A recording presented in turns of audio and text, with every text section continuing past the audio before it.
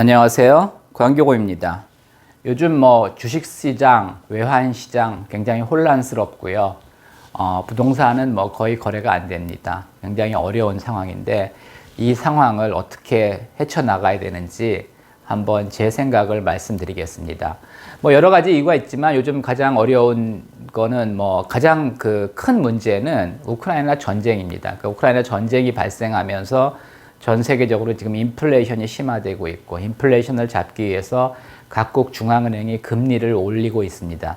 그러다 보니까 이제 주식시장이 폭락하고 있는데 주식시장이 하락하면 어떤 분들은 그렇게 생각하죠. 우량주인데 왜 이렇게 많이 빠지냐. 우량주도 많이 빠집니다. 그리고 이제 미국 같은 경우는 우량주가 이제 오를 때 더 오르고 빠질 때 덜 빠지는데 우리나라는 사실은 우리나라 사람들은 대박주를 좋아하거든요. 그래서 우량주를 별로 좋아하지 않습니다. 그래서 오를 때도 그렇게 많이 오르지는 않고, 물론 이제 덜 오르는 건 아니지만, 그다음에 이제 빠질 때도 적당히 빠집니다. 그래서 우리나라 사람들은 사실은 테마성 잡주들을 좋아하고요. 그래서 이제 결국 망하시는 분들이 많이 있죠. 그래서 이제 우리나라에서는 우량주도 잘 안 되고, 특히 약세장에서는 많이 빠진다. 리츠도 사실은 굉장히 안정적인 주식이죠. 이제 부동산 펀드고 배당주에 가깝죠. 그럼에도 불구하고 이제 리츠도 많이 빠지고, 특히 이제 지금은 금리 인상이 주요 이슈고, 리츠들은 대부분 레버리지를 하기 때문에 사실은 빠지는 게 이유가 있다고 봅니다. 또 이제 최근에 이제 가장 시장에서 인기 있는 주식이 전기차 배터리 관련 주들이죠. 근데 이제 그 중에서도 LG 에너지 솔루션이 이제 가장 인기가 있는데, 계속 좋은 재료가 나옴에도 불구하고 결국은 이제 빠질 수밖에 없습니다. 그리고 이제 밸류에이션이 싸지가 않거든요. 그래서 이제 이렇게 좋은 주식도 결국은 빠질 수밖에 없는 그런 상황이다. 한국 주식 잘 안 되니까 이제 미국 주식 투자하시는 분들이 많이 있는데 요즘 미국 주식도 좋지 않습니다. 같은 이유고요. 또 이제 미국 주식은 고평가 버블도 상당히 있습니다. 버블이라고까지는 보기 좀 어려울 수도 있지만 상당히 고평가된 건 맞습니다. 요게 이제 나스닥 100 차트입니다. 실제로는 이제 QQQ ETF 차트고요.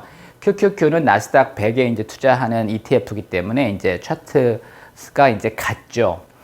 2000년 닷컴 버블 때 나스닥 100이 엄청나게 오릅니다. 한 400~500% 오릅니다. 그리고 한 10년 정도 조정을 받습니다. 그리고 이제 최근에 또 급등을 했죠. 이때도 버블이고 이때도 이제 버블인데 어느 때가 더 심했느냐? 저는 이때가 더 심했다고 봅니다. 왜냐하면 이때는 매출도 없고 이익도 없는데 닷컴이라는 이름이 붙었다는 이유 한 가지만으로 주가가 폭등하고 했었습니다. 이번 버블은 그래도 이제 내용은 있습니다. 근데 이번 버블도 이제 만만치 않은 게 애플을 예로 들면 애플이 시가총액이 이제 한창 때 금년 초였죠. 3조까지 갔었습니다. 지금은 2.4조 달러입니다. 2.4조 달러. 한 20% 빠진 거죠.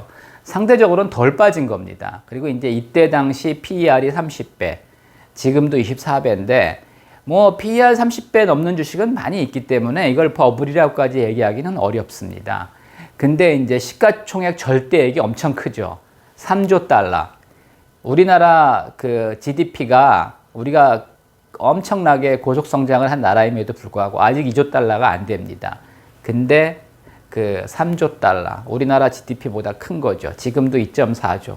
여전히 큰 거죠. 그래서 상당히 이제 고평가되어 있기 때문에 이게 더 큰 버블이다 이렇게 주장하시는 분도 있는데 사실 내용을 따져보면 이때가 더 심했습니다. 근데 이때 하여튼 폭등을 하고 한 10년 동안 조정을 받습니다. 그리고 이제 2014년에 이제 전고점을 뚫고 다시 상승하기 시작합니다. 이렇게 이제 많이 올랐기 때문에 사실은 조정을 받을 수밖에 없습니다. 금리 인상도 문제지만 조정을 받을 수밖에 없고 사실 저는 이제 한 9개월 됐거든요. 주가 하락하고 이제 조정받기 시작한 지.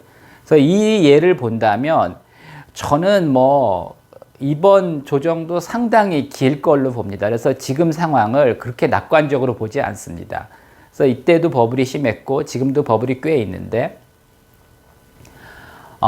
제 생각은 적어도 한 2~3년 동안 조정이 있을 가능성이 높고 아직도 바닥이 확인 안 됐다고 봅니다. 그래서 뭐 지금 시점에서는 너무 이렇게 두려워할 필요는 없죠. 이미 많이 빠졌으니까. 이게 이제 QQQ가 400불 하던 게 지금 271불이니까 한 30% 조정 받았죠. 그래서 뭐 추가 하락 가능성이 없는 건 아니지만은 뭐 지금 사는 건 사실 그렇게 위험하지는 않죠. 근데 이제 문제는 우리나라 사람들이 아까도 말씀드렸죠. 투기적인 거 좋아하고 대박을 좋아한다고. 우리나라 사람들은 QQQ도 투자하지만 TQQQ를 더 좋아합니다.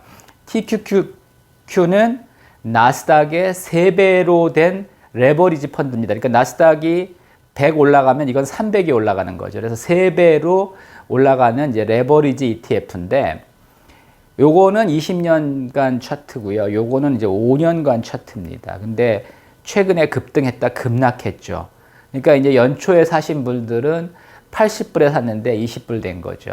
그러니까 75% 날아간 겁니다. 4분의 1 토막된 거죠. 그러니까 사실은 상승장에서는 물론 이제 이런 레버리지 펀드를 사면 굉장히 좋습니다. 근데 지금은 상승장이 아닌데 이런 데서 지금 언제 바닥을 쳤는지도 확인이 안 되고 언제 칠지도 모르는 상황에서 이런 주식을 사는 거는 굉장히 위험하죠. 뭐 ETF는 이미 분산된 포트폴리오입니다. 그래서 굉장히 안정적이고 이 QQQ에는 기본적으로 뭐 애플, 마이크로소프트, 구글, 테슬라 이런 게 다 미국을 대표하는 주식들이 다 들어가 있기 때문에 굉장히 유망합니다. 근데 현재 조정이 불가피한 상황이고요. TQQQ를 지금 사는 건 괜찮은데 오히려 이미 사신 분들은 사실은 굉장히 잘못된 투자인 거죠. 굉장히 위험한 거죠. 약세장에서 TQQ를 사면 그거는 뭐 3배로 깨지겠다는 얘기밖에 안 되는 거죠. 그래서 굉장히 뭐 지금은 사도 되는데 많이 빠졌으니까. 근데 더 빠질 수 있다고 보거든요. 그렇게 보면 사실은 아직까지는 조심하는 게 좋고, 물론 이제 바닥이 확인됐다고 생각하면 TQQQ 사면 굉장히 좋습니다. 요즘 뭐 환율도 굉장히 복잡합니다. 뭐 미국 중앙은행이 주도적으로 이제 금리를 인상하면서 달러 강세가 계속되고 있고, 뭐 엔화가 제일 많이 폭락했고요. 원화도 꽤 하락했고, 그 다음에 뭐 유로도 많이 하락했고요. 뭐 파운드도 꽤 하락했습니다. 그래서 근데 이제 뭐 지금 뭐 우리나라는 원래 이제 해외 의존도가 높고요. 그러니까 수입을 많이 해야 되는 나라고, 또 주식시장도 또 해외 투자자들의 영향력이 크기 때문에 지금 환율이 이제 불안할 수밖에 없는데, 또 이제 환율이 1,400원 돌파하니까 또 이제 달러를 사고 싶어 하시는 분들이 상당히 많습니다. 근데 이제 이게 이제 원달러 차트인데 보면은 사실은 이제 환율은 이렇게 우상향하는 상품이 아닙니다. 이게 뭐 2,000원, 3,000원 달러 기준으로요. 계속 올라가는 상품이 아니라 결국은 박스권을 유지하는 상품입니다. 근데 지금은 사실은 박스권을 벗어났죠. 그러면 이제 조심하는 게 좋습니다. 오른다고 계속 오르지 않습니다. 그래서 환율은 주식은 사실은 뭐 위가 한계라는 게 없죠. 계속 이익 나고 계속 발전한다면 뭐 사실은 애플이 3조 달러 갈 줄 뭐 10년 전에는 꿈도 못 꿨죠. 10년 전에는 한 3천억 달러 정도 했었으니까. 근데 결국은 3조 달러 갔었고요. 뭐 5조 달러는 못 가냐? 갈 수 있다고 봅니다. 근데 이제 시간이 좀 걸리겠죠. 이렇게 이제 주식은 우상향하는 상품입니다. 반면에 이제 환율은 우상향하는 상품이 아니라 결국은 이렇게 박스권에 머무르는 상품입니다. 그래서 환율이 오른다고 이렇게 계속 따라가시면 안 됩니다. 뭐 저는 IMF 때 유학을 갔다 온 사람입니다. 그래서 환율도 잘 알죠.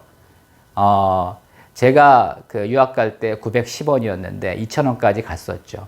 근데 지금도 좀 상황이 다른데 좀 비슷한 면도 있습니다. 그래서 뭐 사실은 상당히 특히 이제 자녀들 해외 유학 보낸 분들은 상당히 이제 고민이 많으실 텐데, 결국은 이제 특히 이제 자녀들 해외 유학 보내신 분들은 환율을 계속 잘 체크하셔야 되고요.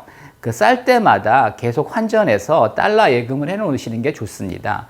그리고 이제 필요할 때 써야지, 뭐 항상 이런 상황이 나타납니다. 이게 사실 차트가 이게 10년 차트에서 여기 안 나왔는데 2008년에도 이렇게 오른 적이 있고요. 물론 이제 97년에 뭐 이렇게 오른 적도 있습니다. 그래서 그 자녀들 해외 유학 보내신 분들은 항상 그 환전을 미리미리 쌀 때 그 달러 예금을 해 놓으시는 게 좋습니다. 지금 뭐 부동산도 이제 거의 거래가 없습니다. 그러니까 수요가 없어진 건 아닙니다. 그리고 공급이 지금 잘 되고 있는 것도 아닌데 결국은 이제 정권이 바뀌면서 이제 트렌드가 이제 바뀌고 있는 거고요. 또 가장 그 부동산도 지금 이렇게 얼어붙는 가장 근본적인 이유는 이거 금리 인상입니다. 왜냐하면 집을 사야 되는 사람들은 결국 이제 대출을 받을 수밖에 없는데 지금 뭐 금리가 많이 올랐고요. 지금도 오르고 있고 어디까지 오를지 알 수 없으니까 그 과감하게 이제 사지 못하는 거죠. 뭐 피크 때보다 한 10% 정도 빠졌는데 물론 이제 더 빠진다고 생각하시는 분도 있는데 그 아직까지 그렇게 수요 공급만 보면은 폭락할 수준은 아닙니다. 그러니까 제가 볼 때는. 근데 이제 지금은 사실은 이 금리가 가장 큰 영향이 있고요. 그 다음에 규제만 풀어주면 지금도 올라갈 수 있습니다. 예를 들어 다주택자 취득세 중과세만 없어도 집 살 사람들 굉장히 많습니다. 근데 지금 뭐 다주택자들을 취득세를 중과세이기 때문에 당분간 사실은 그 돈 있는 사람들은 집 안 사죠. 돈 없는 사람들은 뭐 돈이 없어서 금리가 비싸서 뭐 대출이 안 돼서 못 사는 그런 상황입니다. 하여튼 현재 상황이 이렇습니다. 그래서 여러분들이 지금 뭐 그 주가 폭락한다고 그 때려 파시지 마시고 또 환율 급등한다고 달러 막 지르지 마십시오. 그 항상 그 시장은 그 제가 이제 주장하는 건 그거죠.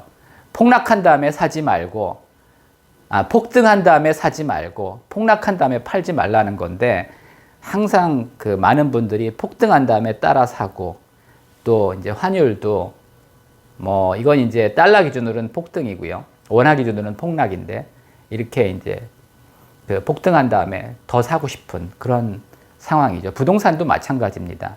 폭등한 다음에 사지 말고 폭락한 다음에 팔지 말아야 되는데 뭐 폭등하면 굉장히 사고 싶습니다. 참고하시기 바랍니다.